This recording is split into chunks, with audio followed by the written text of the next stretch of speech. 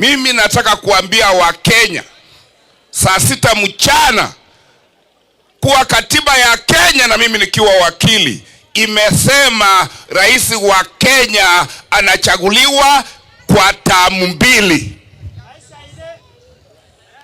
Rais wa kwanza Jomo Kenyatta alimaliza kipindi chake akaenda na mauti. Rais wa pili Moi alimaliza vipindi zake akaenda. Kibaki alimaliza 2 zake akaenda. Uhuru amemaliza 2 zake akaenda.